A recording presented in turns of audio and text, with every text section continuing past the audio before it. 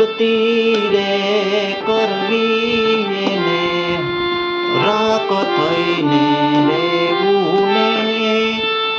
મેલવું અંતરનું અભિમાન સદગુરુના ચરણમાં શીશ રે નમાવીને કરજોડી લાગું પાયો ભક્તિ રે કરવી એને રાખ થઈને